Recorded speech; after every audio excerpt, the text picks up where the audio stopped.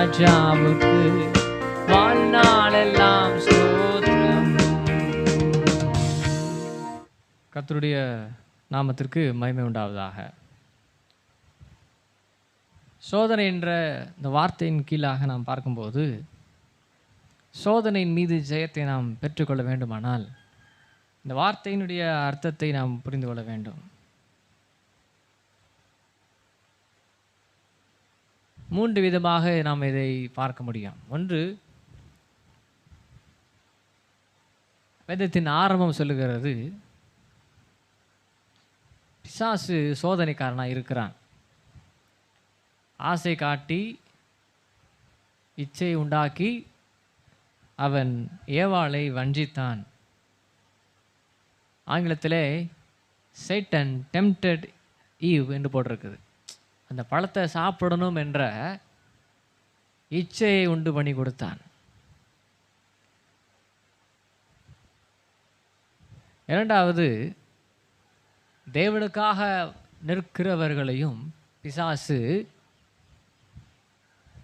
இந்த டெம்ப்டேஷன், இந்த சோதனைக்குள்ளாக நடத்துகிறான். யுத்த களத்தில் இருக்க வேண்டிய தாவீது தன்னுடைய அரண்மனையின் ரூஃப் டாப் மேலே நின்று யுத்த காலத்தில் இருந்தால் ஜெயம் கிடைத்திருக்கும், அவனுடைய பேர் புகழ் நிலைத்திருக்கும். ஆனால் அவன் பார்க்கக்கூடாததை பார்த்து, செய்யக்கூடாததை செய்து, விபச்சாரமும் என்றும் கொலை என்றும் ஒரு பெரிய குற்றத்துக்குள்ளானான் என்பதை பார்க்கிறோம். பிசாசு இப்படிப்பட்ட திசைகளை திருப்புகிறவனாயும் சோதனையில் சிக்க வைக்கிறவனாயும் இருப்பான். நம்ம எல்லாருக்கும் தெரியும், மத்திய 4ஆம் அதிகாரத்தில் நாம் பார்க்கும்போது, இயேசு ஆவியானவராலே வனாந்தரத்துக்கு கொண்டு போகப்பட்டார் என்றும் 40 நாள் இரவு பகலும் புசியாமல் குடியாமல் இருந்தாலும் அங்கே பிசாசு அவரை சோதிக்கும்படி வந்தான் என்றும் இருக்கிறது. ஏவாள் இந்த சோதனையிலே சிக்கிக்கொண்டாள். தாவீது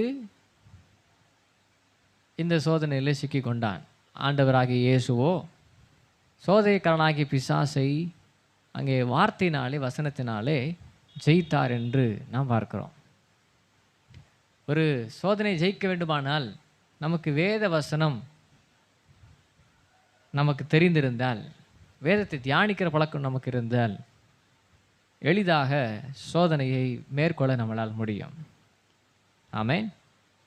இரண்டாவது, தேவன் சோதிப்பாரா அப்படின்னு சொன்னால், வேதம் சொல்கிறது தேவன் ஒருவனையும் பொல்லாங்கினால் சோதிக்கிறவர் அல்ல, அவர் ஒருவரையும் சோதிக்கிறவர் அல்ல என்று புதிய ஏற்பாடு நமக்கு சொல்லுகிறது. ஆனாலும் எல்லாரையும் அல்ல, சிலரை தேவன் சோதித்திருக்கிறார். உதாரணத்துக்காக ஆதியாகமத்திலே பார்க்கிறோம், தேவன் ஆபிரகாமை சோதித்தார். பொல்லாங்கினால சோதிக்கல, ஆபிரகாமை ஆசீர்வதிக்க வேண்டும் என்றும் அவன் சந்ததியை ஆசீர்வதிக்க வேண்டும் என்றும் தேவன் ஆபிரகாமை சோதித்தார். எவ்வளவு நேசிக்கிறான், எவ்வளவு கீழ்ப்படுகிறான் என்பதை பார்ப்பதற்காக வேதம் சொல்லுகிறது, தேவன் ஆபிரகாமை சோதித்தார். கர்த்தருக்கு பிரியமானவர்களே, இன்னொன்று ஒரு சோதனை இருக்கிறது.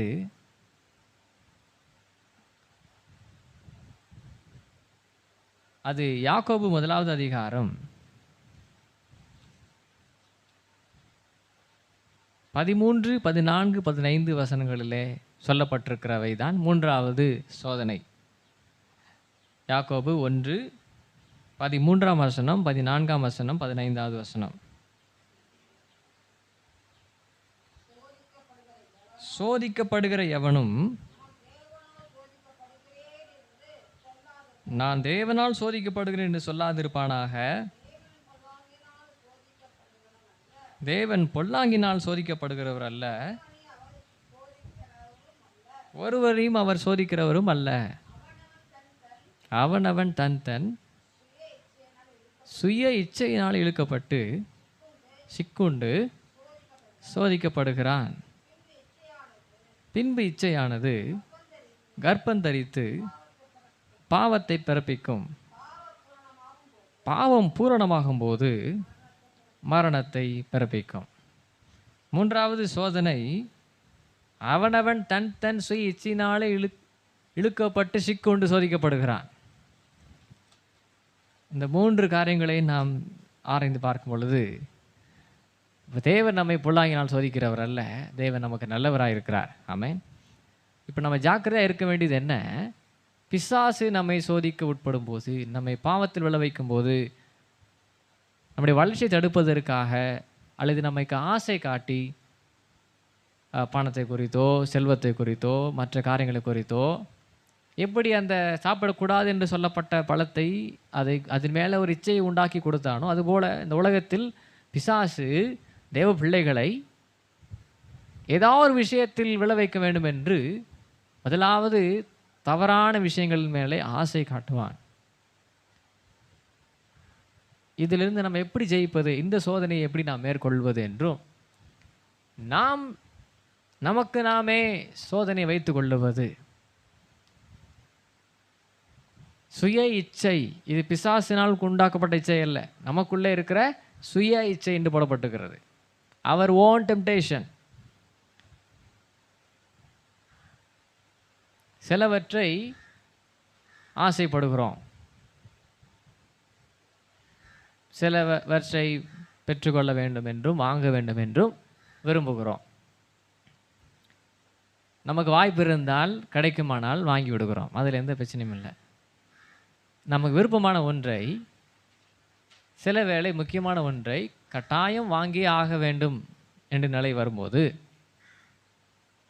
நம்மிடத்தில் அப்பொழுது வாங்கக்கூடிய அளவுக்கு நமக்கு திராணி இல்லாமல் போனால், சரி அப்புறம் பார்த்து கொள்ளலாம் என்று விடுவோம். ஆனால் அதே காரியத்தின் மீது அது மேலே ஒரு ஈர்ப்பும், தேவையானது ஓகே, நம்ம குடும்பத்திற்கோ நம்முடைய பிள்ளைகளுக்கோ தேவையானதாக இருந்தால், ஒரு கட்டாயம் செய்ய வேண்டியது அந்த நேரத்தில் இருந்தால் ஓகே. ஆனால் சில நேரங்களில் பார்க்கும்போது பல மனிதர்கள் இந்த பொருளாதாரத்தை மேனேஜ் பண்ண முடியலன்னா, பல மனிதர்கள் உடனே என்ன பண்ணிடுவாங்க, இதை வாங்கியே ஆகணும்னு கடன் வாங்குவாங்க, இது இப்போவே செஞ்சிடணும்னு கடன் வாங்குவாங்க. இது சில நேரம் எல்லா நேரத்திலும் அது தவறல்ல. சில நேரம் மனிதனுக்கு இதுதான் சோதனையாக, தன் விரும்பினதை இப்போயே என்னானாலும் பரவாயில்ல அதை வாங்கிடணும், என்னானாலும் பரவாயில்ல அதை செஞ்சிடணும், என்னானாலும் பரவாயில்ல அதை முடிச்சிடணும் அப்படின்ற ஏதோ ஒரு பெரிய விஷயத்தை செய்கிறது போல அப்படி ஒரு நிலை ஏற்படும். நம்முடைய வாழ்க்கையிலையும் கூட நாம் யோசிக்க வேண்டும், நான் என்னுடைய சுய இச்சையினாலே ஏதாவது ஒன்றை பெற வேண்டும் என்று விரும்புகிறேனா, அல்லது எல்லாவற்றையும் தேவனிடத்திலிருந்து பெற விரும்புகிறேனா? இரண்டாவது முக்கியமானது, பிசாசு நம்மை சோதிக்க வரும்போது நம்மை எப்படி நாம் பாதுகாத்து கொள்ள வேண்டும், எப்படி மேற்கொள்ள வேண்டும் என்று நாம் பார்க்க போகிறோம். 1 கொரிந்தியர் 10ஆம் அதிகாரம் 1 கொரிந்தியர் 10ஆம் அதிகாரம் 13வது வசனம்.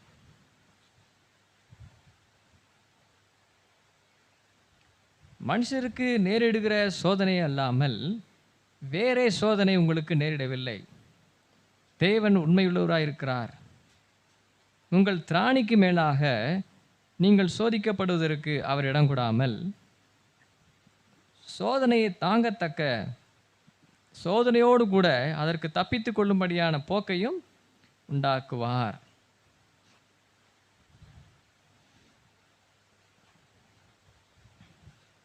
மனுஷருக்கு நேரிடுகிற சோதனை அல்லாமல் வேற ஒரு சோதனை நமக்கு நேரிடவில்லை. தேவன் உண்மையுள்ளவராக இருக்கிறார். தேவன் எப்படி சோதிப்பாரா, நம்ம திராணிக்கு மேலாக என்ன பண்ண மாட்டார், சோதிக்க மாட்டார். ஆபிரகாம் சோதித்த மாதிரி நம்மளே சோதிக்கும் பொழுது கூட நமக்கு திராணி என்ன, நம்ம திராணிக்கு மேலாக சோதிக்கப்பட அவர் விட மாட்டார். அந்த சோதனையை நம்ம தாங்கிக் கொள்ள முடியலனாலும் தாங்கிக் கொள்வதற்கு பலனையும் உண்டாக்கி கொடுக்கிறார். இது முழுக்க முழுக்க தெய்வீகம். சோதனை சகிக்கிற மனுஷன் பாக்கியவான் என்று நமக்கு தெரியும். அவன் உத்தமன் என்று விளங்கின பின்பு அவன் பொன்னாக விளங்குவான், ஜீவகளிடத்தை பெறுவான். ஆகவே சோதனை சகிக்கிற மனுஷன் பாக்கியவான். ஆனால் பிசாசு நம்ம சோதிக்கும் போது அதை நம்ம சகிச்சுக்கிட்டு இருக்கக்கூடாது. பிசாசின் சோதிக்கும் போது அந்த சோதனை ஜெயிக்க வேண்டும். இயேசுவானவர் வனாந்தரத்திலே சத்துருவை ஜெயித்தது போல நாம் பிசாசை ஜெயிக்க வேண்டும். இதுதான் சோதனை மீது ஜெயத்தை நாம் பெறுவதற்கான காரியங்கள். அப்போது சோதிக்கப்படும் போது நம்ம ஏதோ ஒரு சோதனைக்குள்ளாக போகிறது போல நமக்கு தெரிந்திருந்தால் தெளிவாக புரிந்து கொள்ளலாம், இது தேவன் நம்மை சோதிக்கிறார், நமக்கு திராணிக்கு மேலாக அவர் விடமாட்டார், தாங்கிக் கொள்ள பலனையும் கொடுத்துக்கிறாருன்னு சொல்லி நம்ம புரிந்து கொள்ள முடியும். நம்மளால் புரிந்து கொள்ள முடியும். நம்ம பொண்ணாக விளங்குங்கிறதுக்காக, நம்ம ஆசீர்வாதமான பாத்திரமாக மாறணுக்காக சில நேரம் நம்மை புடமிடுவார், நம்மை சோதிப்பார். முடிவிலே நாம் பொண்ணாக விளங்குவோம், பாக்கியவனாக இருப்போம், ஆஸ்வதிக்கப்பட்டவர்களாக இருப்போம், பொண்ணாக விளங்க செய்திருவார். ஆனால் பிசாசு சோதிக்கும் போது நம்மை பாவத்தில் விழ வைப்பான், மேன்மையை குறைத்து விடுவான், பேரை கெடுப்பான். எப்படியெல்லாம் சோதிப்பானா, ஆசையை காட்டுவான். இயேசுவானவரையே வனாந்தரத்தில் அண்ட சராசரங்களையும் காமிச்சு, எல்லாத்தையும் காமிச்சு, எல்லாம் எனக்குரியது, உங்களோடதெல்லாம் பரலோகத்தில் இருக்குது, இந்த உலகத்தில் எனக்கு அதிகாரம் கொடுக்கிட்டு இருக்குது, எல்லாத்தையும் நல்லா பாரு, தேவாலயத்தின் உப்புகளில் நிப்பாற்றினா காண்பித்தான், எல்லாவற்றையும் காண்பித்து என்னை பணிந்து கொண்டால் இவளெல்லாம் நான் உமக்கு கொடுத்து விடுவேன். ஆசை காட்டுறது ஃபுல்லாக காட்டி, நீங்கள் அந்த உலகத்தில் தானே பூமி தானே ஊழியம் செய்ய போகிறீங்க, என்னை பணிந்து கொள்ளுங்கள், என்னுடைய ப்ராப்பர்ட்டி, நான் உங்களுக்கு என்ன பண்ணுறேன், இந்த ராஜ்யத்தை உங்களுக்கு என்ன பண்ணுறேன், கொடுக்குறேன், இந்த பூமி ஆள்றதுக்கு உங்களுக்கு கொடுக்குறேன் அப்படின்றான். ஆசை காட்டினான். வனாந்தரம், உபவாசம், பசி, இந்த கல்லுகளை என்னவாக்கி சாப்பிடும், அப்பமாய் சாப்பிடும். ஃபாஸ்டிங்கை கெடுக்கிறதுக்கு, வளர்ச்சியை தடுப்பதற்கு. அப்போ எல்லா விதத்திலும் இயேசுவை சோதித்தான். ஆனால் இறுதியிலே பார்க்கிறோம், இயேசு சத்துருவை ஜெயித்தார். சிலுவையிலும் ஜெயித்தார், ஆரம்பத்திலும் ஜெயித்தார், கடைசியிலும் ஜெயித்தார். ஆமேன். இயேசு நமக்காக ஜெயத்தை கொடுக்கிறவராக இருக்கிறார். பாவத்தின் மீது ஜெயம், வியாதியின் மீது ஜெயம், வெட்கம் அவமானத்தின் மீது ஜெயம், பாவத்தின் மீது ஜெயம், வியாதியின் மீது ஜெயம், இன்றைக்கு சோதனையின் மீது ஜெயம். நிச்சயம் நம்முடைய வாழ்க்கையில் இனி வரும் நாட்களிலே நாம் சோதிக்கப்படும் போது இது பிசாசனுடைய வஞ்சனை என்பதை தெளிவாக புரிந்து கொள்ள தேவன் உதவி செய்வாராக. எபிரேயர் 4ஆம் அதிகாரம், எபிரேயர் 4வது அதிகாரம் 15வது வசனத்தை வாசிக்க கேட்போம். எபிரேயர் 4:15.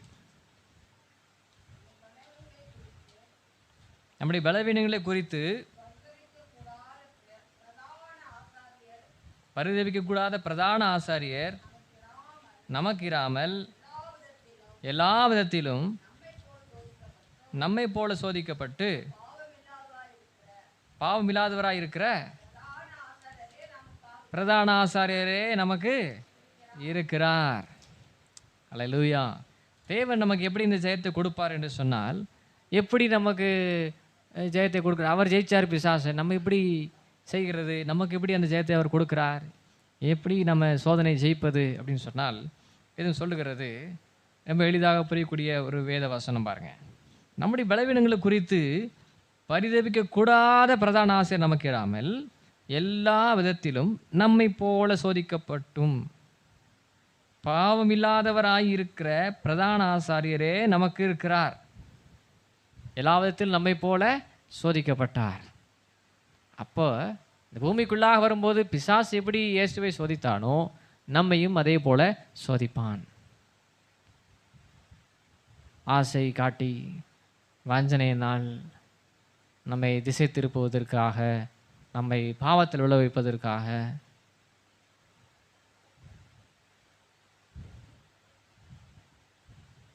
இப்படி எல்லா விதத்தில் நம்மை எதிர்க்கவும் செயல்படுகிறவனாயும் இருக்கிறான். ஆகவே நம்முடைய ஆண்டவராகிய இயேசு கிறிஸ்து நம்மளுக்கு உதவி செய்ய வல்லவராக இருக்கிறார். காரணம், நம்மை போல் அவரும் எல்லா விதத்திலும் சோதிக்கப்பட்டிருக்கிறார். பாவமே இல்லாத பிரதான ஆசிரியர் நமக்கு இருக்கிறார். ஆமேன். பாவமே இல்லாத பிரதான ஆசிரியர். நாம் போகும் பாதை என்ன, எப்படிப்பட்ட நிலையில் நம்ம சிக்கி கொண்டிருக்கிறோம், எந்தெந்த விஷயத்தில் சிக்கி கொண்டிருக்கிறோம், பண விஷயத்தில் சிக்கி கொண்டிருக்கிறோமா, மனித இடத்துல சிக்கி கொண்டிருக்கிறோமா, யாரிடத்துலையாவது அடிமை போல நடத்தப்படுகிறோமா, நாமெல்லாம் சுயாதீனர்களாய் விடுவிக்கப்பட்டவர்களாக இருக்கிறோம். யாருக்கும் அடிமைகளாய் வாழ்வதற்காக தேவன் நம்மை அழைக்கவில்லை. ஆமென். எந்த உலகத்தின் பொருளும் நம்மை அடிமைப்படுத்தக்கூடாது. தேவன் சகலத்தின் மீது நமக்கு அதிகாரத்தை கொடுத்திருக்கிறார். ஆமென். நம்ம ஏதோ ஒரு பொருளோ நம்ம ஆளுகை செய்து கொண்டக்கூடாது. நம்மை ஆளுகிறவர் ஒரே ஒருவர் தான், நம்ம உண்டாக்கினவரும் நம்ம தகப்பனாக இருக்கக்கூடிய ராஜாதி ராஜாவாகிய இயேசு. அவர் தான் நம்மை ஆளுகை செய்ய வேண்டும். உலகம் அல்ல, பணம் அல்ல, மேன்மை அல்ல, அந்தஸ்து அல்ல. நம்மை தேவன் ஒருவரே ஆளுகை செய்ய வேண்டும். நம்முடைய வாழ்க்கையில் எதையெல்லாம் சிக்கி கொண்டிருக்கிறோமோ அது எல்லாவற்றிலிருந்து வெளிவருவதற்கு தேவன் உதவி செய்ய பிரதான ஆசிரியர் நமக்கு இருக்கிறார். பிரதான ஆசிரியர் நமக்கு இருக்கிறார். எல்லாவற்றிலும் நம்மை போல சோதிக்கப்பட்டார். ஆகவே நமக்கு உதவி செய்வதற்கு அவருக்கு லேசான காரியம். கடைசியாக சோதனை மீது ஜெயிப்பதற்கு, பிசாசை ஜெயிப்பதற்கு நாம் என்ன செய்ய வேண்டும்? நமக்கு எல்லாருக்கும் தெரியும் பாருங்க. எபேசியர் 6ஆம் அதிகாரத்தில், எபேசியர் 6ஆம் அதிகாரம்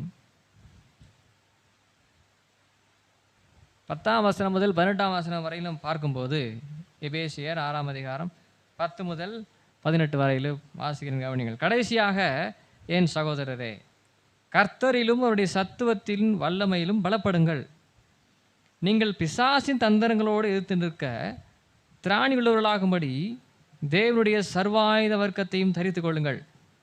ஏனெனில் மாம்சத்தோடும் இரத்தத்தோடும் அல்ல, துரைத்தனங்களோடும் அதிகாரங்களோடும் இப்பிரபஞ்சத்தின் அந்தகார லோகாதிபதிகளோடும் வானமண்டலத்தில் உள்ள பொல்லாத ஆவிகளோடும் சேனைகளோடும் நமக்கு போராட்டம் உண்டு.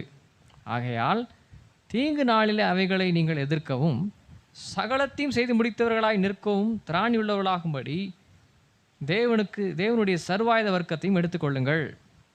சத்தியம் என்னும் கச்சை உங்கள் அறையில் கட்டிக்கொள்ளுவர்களாயும், நீதி என்னும் மார்க்க அசவத்தை தரித்தவர்களாயும், சமாதானத்தின் சுவிசேஷத்துக்குரிய ஆயத்தம் என்னும் பாதரட்சை கால்களில் தொடுத்தவர்களாயும், பொல்லாங்கனையும் அக்னி அஸ்திரங்களை எல்லாம் அவித்து போடுவதற்கதாய் எல்லாவற்றுக்கும் மேலாக விசுவாசம் என்னும் கேடகத்தை பிடித்து கொண்டவர்களாயும் நில்லுங்கள். ரட்சியன்னம் என்னும் தலை சீராவையும் தேவ வசனமாகிய ஆவியின் பட்டயத்தையும் எடுத்துக்கொள்ளுங்கள். எந்த சமயத்திலும் சகலவிதமான வேண்டுதலோடும் விண்ணப்பத்தோடும் ஆவியினாலே ஜெபம் பண்ணி அந்த பொருட்டு மிகுந்த மன உறுதியோடும் சகல பரிசுத்தவான்களுக்காகவும் பண்ணும் வேண்டுதலோடும் விழித்து கொண்டிருங்கள். இங்கே ஆவிக்குரிய சர்வாயுத வர்க்கத்தை குறித்து அப்போஸ்தலனாகிய பவுல் எபேசு நிருபத்துக்கு எழுதும்போது நமக்கு தெரியும் பாருங்க. நிறைய முறை தியானித்திருக்கிறோம். சொல்கிறார், கடைசியாக சகோதரரே, நீங்கள் கர்த்தரிலும் சத்துவத்திலும் என்ன பண்ணுங்க? பலப்படுங்கள். இதுதான் ஸ்பிரிச்சுவல் வார்ஃபேர் என்று சொல்லுகிறார்கள். ஆவிக்குரிய யுத்தம், ஆவிக்குரிய மண்டலத்தில் பிசாசை எதிர்கொள்வது. சில நேரம் பிசாசு நேரடியாகி நம்மை எதிர்க்க வருவான், சோதிக்க வருவான். சில நேரம் மறைமுகமாக அதை செய்வான். நான் தூங்கும்போது, நாம் கவனிக்காத நேரத்தில். ஆகவே ஆவிக்குரிய சர்வாயுத வர்க்கத்தை, ஸ்பிரிச்சுவல் வார்ஃபேர், நிஜமாக ஒரு யுத்த வீரன் போல அணிந்து கொள்ள வேண்டிய கவசங்கள் எல்லாம் போடப்பட்டிருக்கிறது. ஆனால் அதெல்லாம் ஆவிக்குள்ளாக. இந்த இந்த இந்த வேத பகுதியில் பார்க்கும்போது எபேசியர் 6:10 முதல் 18 வரைக்கும் பார்க்கும்போது ஜபமும் ஆவினாலே ஜபம் பண்ணுங்கள் இருக்கும், யுத்தமும் ஆவிக்குரிய யுத்தம் பண்ண வேண்டும் என்று இருக்கும். எல்லாமே ஆவிக்குரிய சர்வாயுத வர்க்கமாக இருக்கும். நேரடியாக போட்டுக்கொள்கிறதல்ல, எல்லாம் ஆவிக்குரிய காரியத்தில் செய்ய வேண்டியது. ஆகவே ஆவியிலே ஜபம் பண்ணுகிற பழக்கம், ஆவியினாலே சத்துருவை ஜெயிக்கிற ஒரு அனுபவம், பிசாசின் தந்திரங்களை, பிசாசினுடைய காரியங்களை ஜெயிப்பதற்கு, மேற்கொள்வதற்கு தேவன் நமக்கு கொடுக்கிற ஒரு காரியம் என்ன? ஜெபம். ஆவின் மண்டலத்திலே சத்துருவை எதிர்க்கவும் போராடவும் நமக்கு தெரிந்திருக்க வேண்டும். சாதாரணமான ஜெபம் அல்ல. சோதனை மீது ஜெயம் கிடைக்க வேண்டுமானால் நமக்கு இந்த ஜெயம் எப்படி வருகிறது? ஆவிக்குரிய யுத்தத்தினால் வருகிறது. இந்த யுத்தம் நடந்து கொண்டிருக்கும்போது, ஆவின் மண்டலத்தில் யுத்தம் நடந்து கொண்டிருக்கும்போது, இந்த மாமிசத்தில், இந்த உலகத்தில் நமக்கு ஜெயம் உண்டாகிறது. பிசாசின் சோதிக்கு வரும்போது அதை எதிர்ப்போம், ஜெயம் பெறுவோம். ஆமென். ஆகவே ஆவிக்குரிய சர்வாயுத வர்க்கத்தை தரித்து கொள்ளுவோம். தேவன் நமக்கு உதவி செய்ய வல்லவராய் இருக்கிறார். நம்மை பலப்படுத்த வல்லவராய் இருக்கிறார். ஆகவே கர்த்தருக்கு பிரியமானவர்களே, நாம் பிசாசினுடைய காரியங்களை ஜெயிப்பதற்காக நிறைய விஷயங்கள் செய்ய வேண்டியா இருக்கிறது. நாம் தேவையில்லாத ஆசைகளுக்கும் இச்சைகளுக்கும் சுய இச்சையினால் இழுக்கப்படாதபடி நமக்கு இருக்க வேண்டிய மனநிலை என்னவென்று சொன்னால், போதும் என்கிற மனநிலை. இரண்டாவது, எல்லாவற்றையும் ஜெபத்துடனே செய்து பெற்றுக்கொள்வது. நமக்கு தேவையான எல்லாவற்றையும் தேவன் கொடுக்கிறார். நாம் நினைப்பதற்கு வேண்டுவதற்கு மிக அதிகமாகவும் செய்கிறார். ஆகவே எல்லாவற்றையும் என்ன பண்ணணும்னா, ஜெபத்தோடு செய்யணும், ஜெபத்தோட நடப்பிக்கணும், ஜெபத்தோட பெற்றுக்கொள்ளணும். இந்த ஜெபம் எல்லாவற்றிலும் இருக்குமானால் நாம் பெற்றுக்கொண்டது, வாங்குகிறது, கொடுக்கிறது, சுதந்திரிக்கிறது எல்லாம் தேவன் நமக்கு அதை எளிதாக பெறுவதற்கும், அது அவரிடத்திலிருந்து தான் பெறுகிறோம் என்பது அந்த நம்பிக்கையும் வெளிப்பாடும் நமக்கு கிடைக்கும். நாம் எது வேண்டுமானாலும் தேவனிடத்தில் கேட்கலாம். நம்முடைய இருதய விருப்பத்தை அவர் நிறைவேற்றுகிறவராக இருக்கிறார். மன விருப்பத்தை நிறைவேற்றுகிறவராக இருக்கிறார். கேளுங்கள் கொடுக்கப்படும் என்று சொன்னாரே. நம்ம என்ன பண்ணக்கூடாதுங்க? இச்சையாக சுய இச்சையினாலே நடத்தப்படக்கூடாதுங்க. கேளுங்கள் சந்தோஷம் நிறைவாய் பெற்றுக்கொள்ளுங்கள்னு சொன்னாரே. தேவனிடத்தில் கேட்போம். எல்லாவற்றையும் நமக்கு இலவசமாய் கொடுக்கிறவர், அந்தந்த நேரத்தில் அதனதின் காலத்தில் நேர்த்தியாய் கொடுத்து ஆசீர்வதிக்கிறவர். ஒரு ஆவிக்குரிய ஜீவியம், ஒரு நம்முடைய கிறிஸ்தவ ஒரு ஆவிக்குரிய வாழ்க்கையினுடைய வெற்றி எங்கே இருக்குதுன்னா, நம்ம ஆசைப்படலாம், ஆனால் இச்சைக்குள்ளாக ஆசைப்படக்கூடாது. பெற வேண்டும் என்ற விருப்பம் இருக்கணும். விசுவாசத்தோடு ஜெபிக்கணும். விசுவாசம் இல்லாமல் எதையாவது பெறலாம் என்று நினையாதிருப்பானாக என்று வேதம் சொல்லுகிறது. நம்ம விசுவாசத்தோடு கேட்கணும். ஆண்டவரே எனக்கு இது தேவை, ஆண்டவரே எனக்கு இது வேண்டும், உமக்கு சித்தமானால் எனக்கு அதை தாரும் அப்படின்னு எல்லா விதத்திலும் இந்த ஆரம்ப நிலையிலிருந்து ஜெபத்தோடு செய்யும் போது ஆண்டவர் நமக்கு அதை இலவசமாய் எளிதாக கொடுப்பார். ஜெபம் இல்லாமல் நம்மளாவே ஏதோ ஒன்று செய்கிறோம் என்று சொன்னால் அது சோதனையாக வந்து முடியும். தேவன் கொடுக்காதது எல்லாமே பாவமாக இருக்கும். தேவனிடத்திலிருந்து பெற்றுக்கொள்ளாத எல்லாமே பாவம் என்று வேதம் சொல்லுகிறது. நம்முடைய வாழ்க்கையில் ரொம்ப ஜாக்கிரதையாக இப்படிப்பட்ட விஷயங்களிலே நமக்கு வேதம் நமக்கு ஆதாரமாக, இந்த வேத வசனங்களின் ஆதாரமாக நம்முடைய வாழ்க்கையிலே சோதனையின் மீது ஜெயத்தை தேவன் கொடுத்து நம்மை பாதுகாக்க வல்லவராயிருக்கிறார், உதவி செய்ய வல்லவராயிருக்கிறார். இன்னொரு பக்கம் தேவன் நம்மை சில நேரம் பொன்னாக விளங்க வேண்டும் என்று சோதிப்பார். சோதனையை சகித்து கொள்ள பலனையும் கொடுப்பார். திராணிக்கு மேலாக சோதிக்க மாட்டார். இந்த ரெண்டு விஷயத்தையே புரிந்து கொள்ளுவோம். சத்துருவை எதிர்த்து ஆவிக்குரிய சர்வாயத்தை தரித்து கொண்டு ஆவின் மண்டலத்தில் போராடி சத்துருவை ஜெயிப்போம். சோதனை மீது ஜெயம் உண்டாகும். தேவன் நம்மை சோதிக்கும் போது நாம் நிச்சயம் பொன்னாக விளங்குவோம். மூன்றாவது, நாம் சுய இச்சையினால் சோதிக்கப்படக்கூடாது. எது வேண்டுமானாலும் தேவனிடத்தில் தெரியப்படுத்துவோம். அவர் நமக்கு உண்டானதை, நமக்கு தேவையானதை அவர் கொடுத்து நம்மை ஆசீர்வதிக்கிறவராயிருக்கிறார். ஆகவே தேவனுடைய பிள்ளைகள், இதை கேட்டவர்கள், பார்க்க போகிறவர்கள் எல்லாருக்கும் சோதனையின் மீது ஜெயம் எப்படி உண்டாகிறது என்பதை இந்த வேதவசனங்களின்படி எல்லாம் நாம் கற்றுக்கொண்டோம், புரிந்து கொண்டோம். ஆவியானவர் நமக்கு இந்த விளக்கங்களை எளிதாக வசனங்கள் மூலமாக கொடுத்திருக்கிறார். ஆகவே இந்த வசனங்களை தியானிப்போம். ஆவிக்குரிய வாழ்க்கையிலே ஜெபத்திலே உறுதியாய் தரித்து நிற்போம். பிசாசை ஜெயிப்போம், சோதனையை ஜெயிப்போம். எல்லாவற்றிலும் ஜெயம் உண்டாகும் ஒரு வெற்றியுள்ள வாழ்க்கையை வாழ தேவன் உதவி செய்வாராக. கர்த்தர் நம்மை ஆசீர்வதிப்பாராக.